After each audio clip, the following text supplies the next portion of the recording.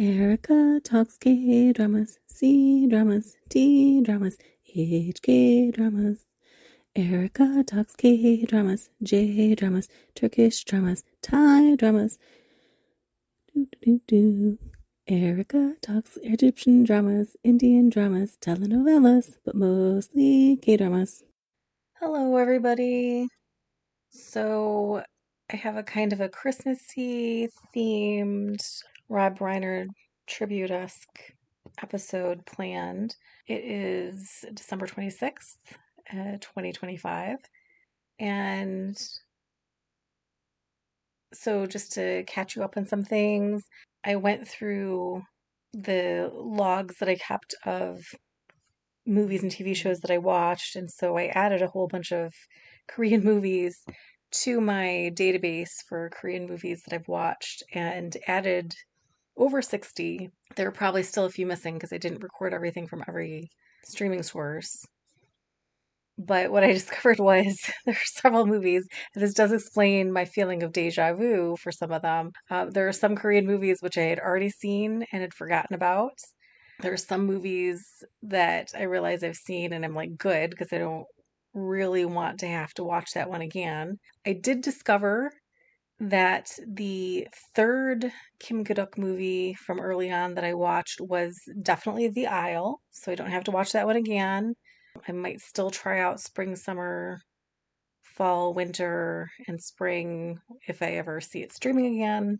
I also discovered the Hong Sang-soo movie that I watched a few months ago was not actually the first one I had seen. I did see another one. I can't remember exactly in another country or something like that. Something like being in another country. I do not remember anything about that movie. So, I don't know. But based on my experience with the more recent one that I watched, I don't think I'll like seek it out and rewatch it because I think his style does not fit me at all. I've been slowly working through the K dramas that I've been watching. I think I am currently at 30 K dramas that I'm watching. As I think I mentioned last time, a whole bunch of TV shows were pulled off of Viki Rakuten, and that's caused a little bit of difficulty, but I'm concentrating on trying to kind of plod through some of these older ones, get them out of the way. There's a couple that I'm pretty close to finishing if I just stay determined and do it. I'm still trying to finish that travel show, which is the last piece for the episode that I wanted to talk about for Lee Sung-kyun. So maybe soon that'll be ready. And that's about it. So about a week ago, there was a horrible incident. Actually, I think it's more than a week ago. I've lost track. Where Rob Reiner and his wife Michelle Singer Reiner were found dead in their home. And it was discovered that they had been murdered by one of their sons. And Rob Reiner was such a voice. He wasn't always constantly present, but he did this amazing variety of movies. He was a huge part of All in the Family in the 70s. And when I think it was during COVID, I started using Twitter again. And it was very nice to discover some of these people like Rob Reiner and his father, Carl Reiner, and how active they were on Twitter and how kind they were and how nice. I also started following Mandy Patinkin and his wife around that time. Rob Reiner's death really hit hard. He was the director for my absolute favorite movie of all time, The Princess Bride. And so I thought, well, this would be a proper time to talk about it. I don't really have another major thing to talk about from him. So it's not going to be completely Rob Reiner-esque this episode. There's lots of stories that have been circulating because people have done all kind of tributes. They've brought up mention of, memorable moments in All in the Family and that sort of thing. And I don't want to just repeat what other people have said or quoted or whatever. a lot of his movies were done when I was younger, a lot younger, and I didn't really, I don't know. I know a lot of people loved When Harry Met Sally. To me, that came out when I was still pretty young. I did not like it. I've never actually seen it all the way through. And it's not streaming on any of the services that I have right now. So I can't really check it out. But we'll talk about a little bit about Rob Reiner's life because When Harry Met Sally was actually very important in his life. So he was, the son of Carl Reiner, who was a very important TV producer, and I don't even know what all he did. But, seeing their names on TV shows, it was very familiar, even when I didn't know what all these titles meant or anything.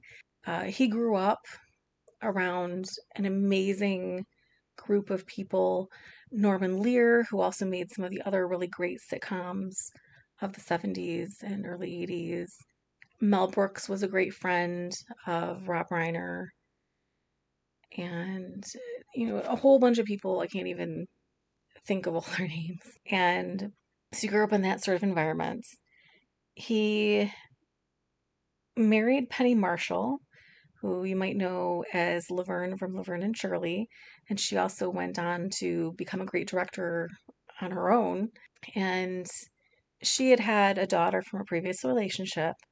And when she and Rob Reiner married, he adopted Tracy. And so she is his oldest child. And at some point, I don't remember if it was the late 70s or early 80s, they divorced. It must have been late 70s because he was alone for about 10 years. And then during the making of When Harry Met Sally, he ended up meeting Michelle Singer, who ended up becoming his second wife.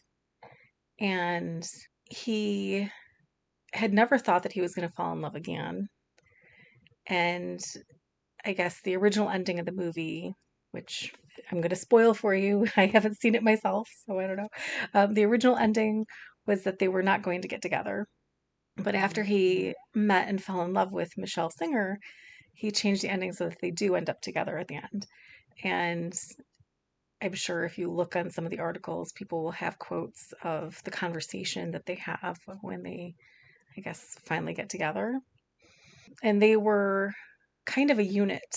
A lot of people were posting tributes to him and they were saying, I was feeling down and they could see that I was down, so they would invite me out to dinner. It was always Rob and Michelle would invite them out and, or invite them over or spend time with them. During COVID, they would have, I think it was Zoom sessions with some other people because they missed being around each other, and here you could have social contact through Zoom. Rob and Michelle had three more children, and their daughter, Romy, was the one who has been making statements on behalf of the family. And they are, of course, going through a very, very difficult time. It's just, you can tell how much he was loved. And this is something that's going to come up again when I talk about Lee Sung-kyun, because you can tell the variety of stories and the variety of tributes. People really cared about them, people really felt for them. And he was an activist. I mean, they have footage of him at the October 18th No Kings 2 rally, and he was speaking. He was very outspoken politically. He did what he thought was right. He stood up to have gay marriage be protected, or, to be not protected because it wasn't fully legal at that point, but for it to become legal in California and be protected. He stood up for early education, and I don't even know all the things that he did, but he was not just an entertainer, but he did something to make the world better and to make the lives of not just people he knew, but people he would never know better. His breakout role was as Mike, who was nicknamed Meathead, and it was in All in the Family. So this was a sitcom that was a remake of a British sitcom, and it was meant to kind of show this kind of white middle class family, and the father-in-law, Archie Bunker, who was played by Carol O'Connor, was this kind of grumpy curmudgeon who was very racist and sexist, and had all these ideas, and his son-in-law Mike, who was played by Rob Reiner, would kind of go head to head with him about issues. And Mike was married to Gloria, who was played by Sally Struthers, and Edith Bunker, Archie's wife, and Gloria's mother, was played by Jean Stapleton. It's from a very different period. It like really took these issues head on. I never watched the series regularly, but my Opa was a huge fan of it. And when they say, they brought it over to kind of show people that bigotry, etc., is wrong, and they kind of missed the point because they thought, well, Archie Bunker's like me. I think my Opa was kind of in that category where he didn't realize. But I think also the discussions that they had in the show were very important, and they brought up all kinds of issues. So, so when I was looking to maybe look at some of the episodes to talk about for this episode, I found out only seasons 7 and 8 were currently streaming on Tubi, and a couple of the episodes from season 8 are the ones that people have quoted and talked about a lot. So I didn't want to talk about those because other people have already done that. One of them was the episode where Edith's gay friend is attacked and I think killed, or maybe the friend of that friend is killed. I don't know. I can't remember. And she loses her faith in God, and Mike sits down and talks with her. And I think he's supposed to be an agnostic or an atheist. And he kind of talks her back into having faith. He, anyway, has this heart to heart talk to her and helps her come to terms with what had happened to her friend. And another episode that they quoted was towards the end of season 8. It might even be the very last episode of that season, I'm not sure. And Mike and Gloria are going to move away to California. So it was their last appearance as regulars. And he sits down and has a nice talk with Archie. And they're kind of teasing each other, but you can also see how much they care for each other after all this time. So even though Archie had always been hard on him and Mike had always fought back, they really cared for each other and would miss each other. So anyway, those were a couple episodes from season 8. And so I really wanted to see like the very beginning of the series, but that wasn't streaming on anything I can access. And so in season 7, that begins with a set of episodes about Archie cheating on Edith. And I was like, whoa, I am not going to be talking about that because that's very upsetting. Even though I didn't watch the show, but from the little clips I've seen and seeing the opening credits and that sort of thing, when Edith hurts, that hurts me, even though, I'm not a regular watcher. So I didn't want to deal with that. But I did find season 7, episode 15, The Draft Dodger, and that aired on Christmas in 1976. And in this episode, Archie's friend Pinky is going to come over for Christmas dinner. And Pinky's son, Steven, had been killed in the Vietnam War. So they were, he warns everybody when he comes over and if he starts to talk about his son, change the subject because you don't want him to go in that direction.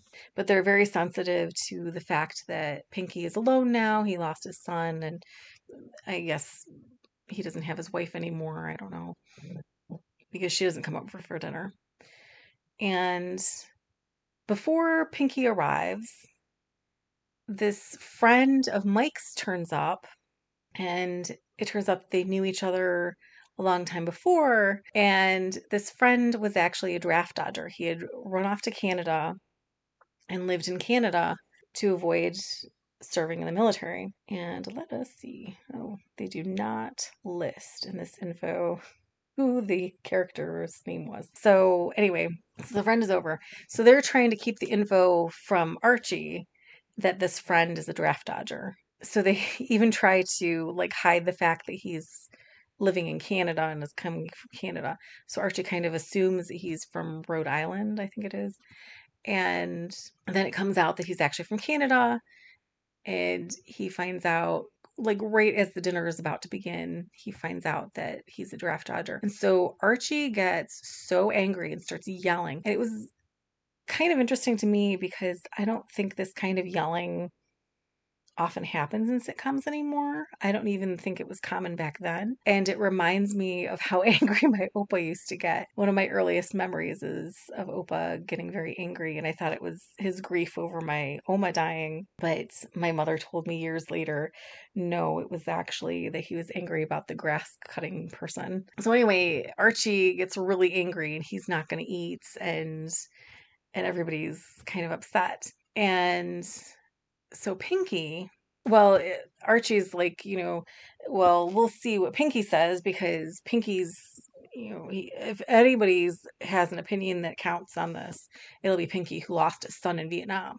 So Pinky actually gives this very nice, very heartfelt speech about how he feels the way he does, but if his son were there, he would want to sit down with this draft dodger guy and have dinner with him and talk with him. So they all sit down, they don't kick the draft dodger out. And Archie's very sullen about it, but he ends up sitting down with them too, and they all have dinner. And I thought that was very nice. These days, I don't know that it's so possible to have peaceful dinners if you're that divided over things because, well, I mean, there's some issues now.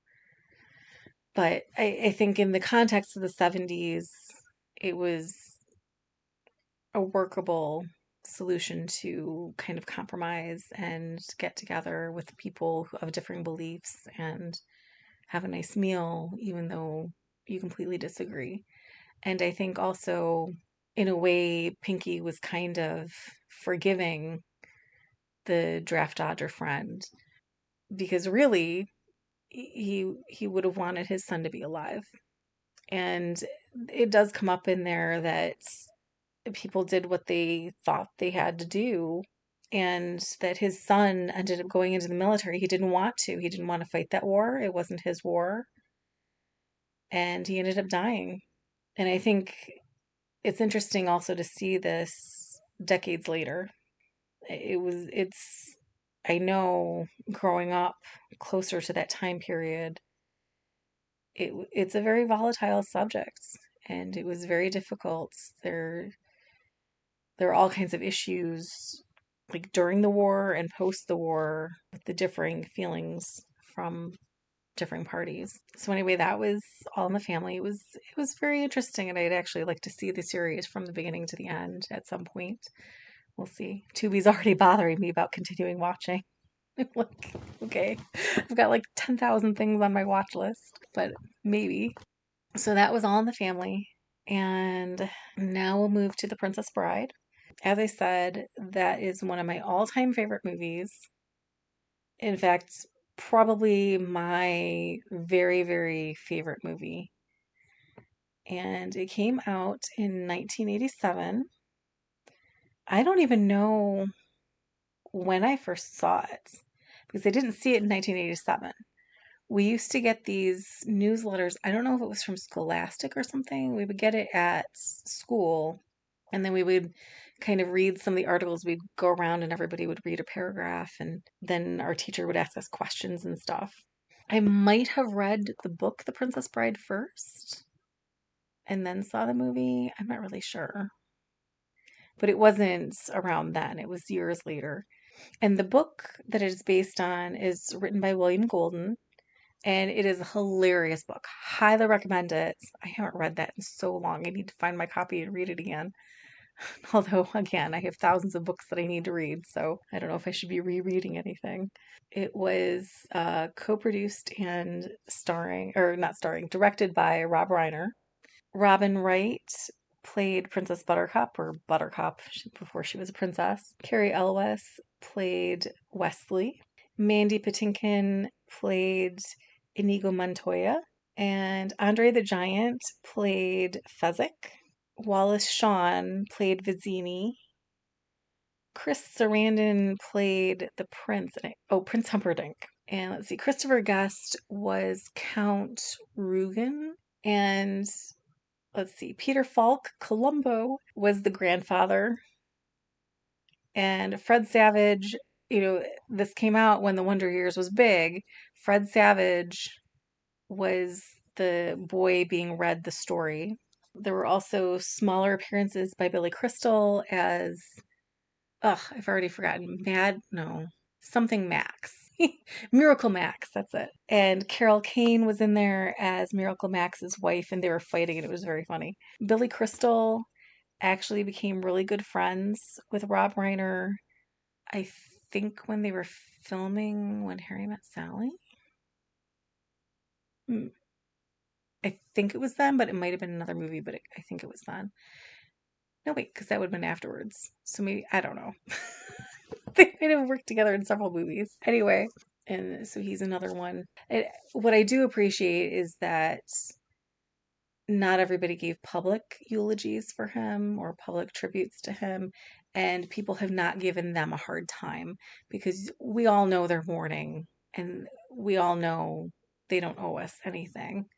So I think it's good to give them space and let them mourn.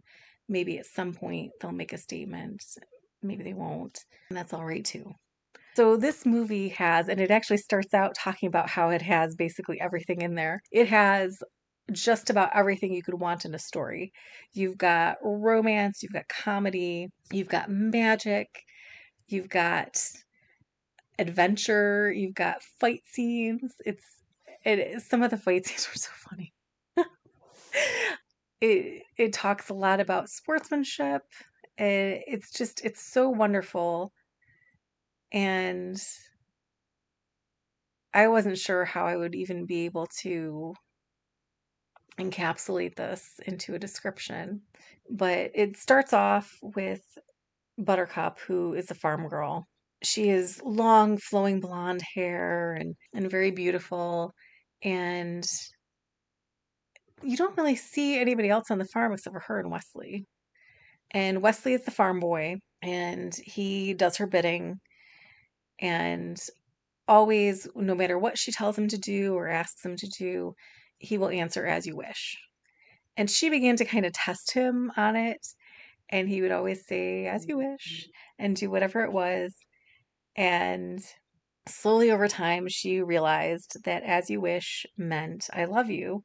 And so then there's a point, let's see.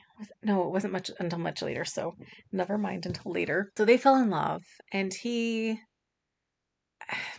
I just watched this a couple days ago. I think I would remember. I think he wanted to make money to be able to marry her. And so he goes off and is supposed to return soon. And then he doesn't come back. And so she thinks he must be dead. Then the call goes out that Prince Humperdinck is looking for a wife. So Princess Buttercup is taken, or Buttercup is taken, sorry, she's not a princess yet. And she is going to be forced to marry this prince because she's the most beautiful in the land, I guess. And so she has to be the one. There's this part where she ends up being kidnapped by these three kind of bandit type people, and that would be Vizzini, Fezzik, and Inigo Montoya. And they're funny. It's so great because every single character is different and kind of vibrant, and they fit together and they play off of each other, and it's wonderful storytelling. Vizzini likes to puzzle things out. He's the boss. He's the kind of the brains behind the whole plan, the kidnapping plan. Fezzik is a giant, and he's very big and should be scary, but he loves word games. And he's actually just wonderfully sweet. I don't know if this is the only role that Andre the Giant ever had, but he was perfect for this. It was like it was written for him. And then Inigo Montoya, you find out along the way, he is basically out there for revenge. when he was a boy, I think he was 11. I can't remember the exact age. I think he was about 11. He saw his father killed in front of him by a six-fingered man. And the man ended up sparing his life, but warned him, I think if they ever met again, the person would kill him. So Inigo Montoya, now that he's grown, he's studied swordsmanship, he's, honed his skills so that he can kill this man because he wasn't able to beat him when he was younger. He's very driven by this revenge, but he has this set of rules that he kind of lives by. And he has this, he'll play word games with Fezzik, and it's very nice. They're good friends, even though they're very different. And Vizzini gets annoyed by them. So anyway, so they kidnap the Buttercup, still not princess really. And although at some point she does become the princess, I don't know exactly when. I don't know if it's when he announces that he's going to marry her. Whatever. All of a sudden, this man comes up and he's masked. And there's this whole conversation because he ends up fighting Montoya, and he says something about how he's wearing a mask and someday in the future everybody will be doing it because they're so comfortable. I thought that was funny because of the whole COVID thing, which is when I kind of started following a bunch of these people from the movie. And they have a very good spirit of swordsmanship and sportsmanship.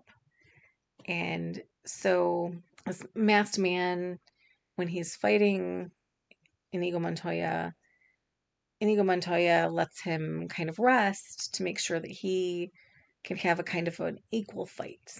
And there's this whole thing about being left-handed and not actually being left-handed. And it's it's funny at the same time as it's a fun battle to watch. I think, was Fezzik actually the one who fought him first? Hmm. No, I think Fezzik might have been the second one because I think he was carrying Buttercup. And then Vizzini was like, "You're gonna have to take care of him because, you know, Inigo Montoya didn't do it." So then Fezzik fights with him, and that's again very sportsmanlike. Or maybe it was the other way around, whatever. And so then the masked man ends up with Vizzini, and Buttercup is blindfolded so she can't see who is there. And Vizzini's got this whole thing with these goblets, and one of them is poisoned. And so he tries to figure out and think how the masked man would think, and all this stuff, and it ends up backfiring, and he ends up dying from the poison himself.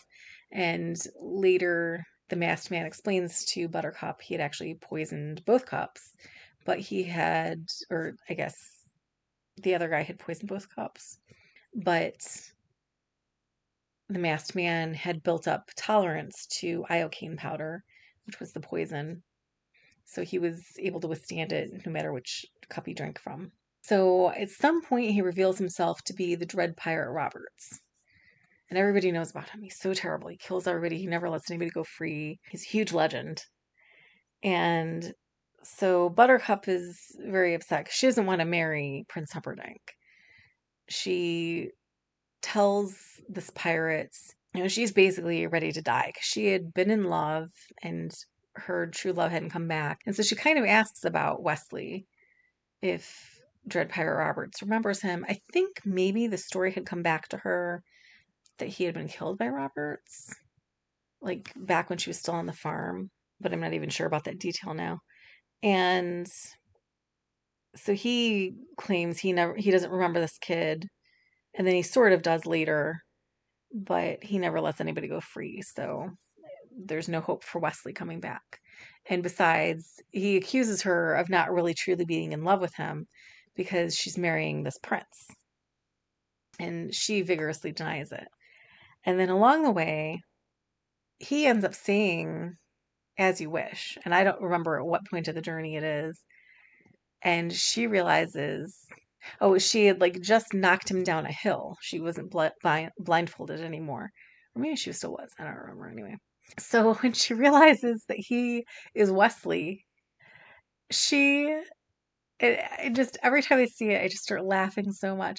She instead of just running down the hill after him, she rolls down the hill after lengthwise, not somersaulty, but lengthwise. So funny. And then they go through this fire swamp that nobody has supposedly ever gotten all the way through. And there's this very cute thing where she can't see or doesn't see these giant rodents, ROUSs, rodents of unusual size. And he doesn't want to tell her that they're there. They're like bigger than capybaras. And so he's trying to keep it a secret. And then she ends up taken down into quicksand. It's so funny. And that made me think about how quicksand was a big thing all the time in cartoons and in movies like this. And then you never hear about it anymore. Anyway, until it came up in memes. And so they make it through the fire swamp. I guess the scene where her dress is on fire in the fire swamp, that was the first thing that they filmed for the movie. There was a little clip that I saw where Robin Wright, was talking with Rob Reiner, and they were reminiscing over that. So they make it through, and I can't remember exactly. I think they were trying to escape the prince and his men at that point. But then she gets recaptured by them and gets taken off to the castle to get married. And she has this nightmare where she's being accused of, this old crone in the dream is basically accusing her of not having really loved Wesley because it's bothering her what had been said. And I think that happened before she realized who he was. Anyway, so she was dragged off to the castle and they're going to go ahead with the wedding. And Wesley, at that point, he was killed in a battle. And so, or no, they captured him and they took him to this dungeon where Count Rugen experimented on him. So she didn't know where he was, and he didn't know where anybody else was either. At the same time, Fezzik and Inigo Montoya were trying to get to the castle. I think Inigo Montoya had kind of heard a rumor that the six-fingered man might be there, so he was kind of looking for him. And they were also looking for Wesley. I think by that point, did they know? I think they sort of knew that he was Wesley and not Dread Pirate Roberts. So there's this machine that will suck the life out of Wesley, and they're doing it in little increments. And then I think it was Humperdinck, but maybe it was Rugen, but I think it was Humperdinck, decided to like do a whole bunch of punishments and basically killed Wesley. And so he's done for. And then Buttercup is absolutely convinced that Wesley's going to still come for her. She thinks, because of stuff that Humperdinck has told her, that he has actually gone back to his ship. And so she wants to send word out to him to come back for her, and because he truly loves her and can stop the wedding. So Humperdinck's like, okay, write 4 letters and we'll send them out to our 4 fastest ships. And if Wesley gets the letter and he really loves you, he'll come back in time for the wedding. And so she's like, okay. And of course, he doesn't send out any letters because he knows that Wesley is down in the dungeon being tortured. And I think it's the night before the wedding's supposed to take place. Humperdinck makes a slip and Buttercup confronts him about it. And she very highly suspects that he never actually sent the letters and accuses him of it. And he basically confirms. But he's like, Wesley isn't coming back for you. He's dead. And I can't remember what all ended up happening because Fezzik and Inigo Montoya end up going to Miracle Max and his wife. They have Wesley's body, like they had tried to rescue him, discovered his dead body, and did they take him to Miracle Max? Or did Miracle Max come there? I think they must have taken him to Miracle Max, who lived in another tree, I think. And so there's this whole funny conversation. It's part of the classic clips from the movie. And Miracle Max declares, well, he's only mostly dead. And so he can come back. There's this cure that he gives him, but it's going to take time. You have to give him a dose at a certain point and all this stuff. And so they can't follow the directions exactly because there's not enough time. And Wesley starts to become, able to talk, but he's barely able to move. So he's kind of flopping around. And Fezzik has to basically carry him pretty much. And they're trying to storm the castle. And there are all these men, and it's increasing all the time in front of the gates. And there's no way they could take them all on, even if Wesley was fully functional. They still do their best. There was a whole trick that ended up happening, so they did end up getting into the castle. And at the same time, Humperdinck forces the wedding to happen early. There's that scene in the wedding where the priest is saying "wov to wov," and it's from the trailer and everything. So probably everybody's familiar with that. And Humperdinck forces the wedding to be done very quickly and skips over the part where she actually does the vows. So she never actually says "I do." And that's more important later because she's very upset because Wesley hasn't come.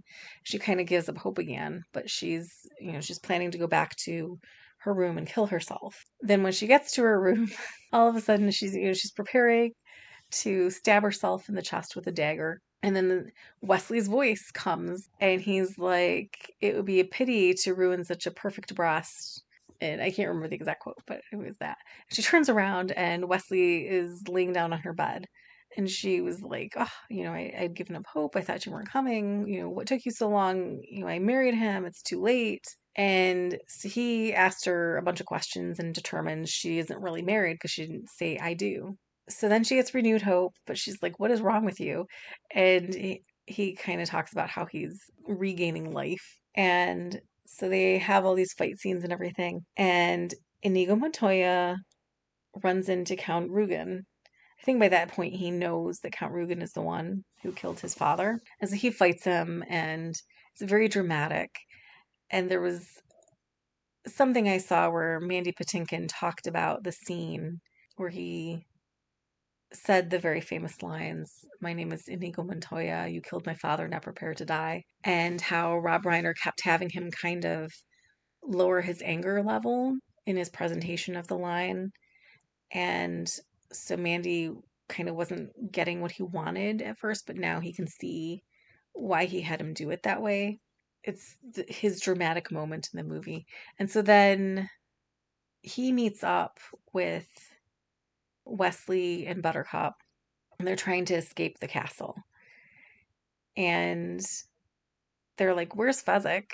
And they're like, "I don't know, I haven't seen him." And right then, Fezzik comes up with 4 white horses for them to jump down onto so they can run away on white horses. And they do. I can't remember.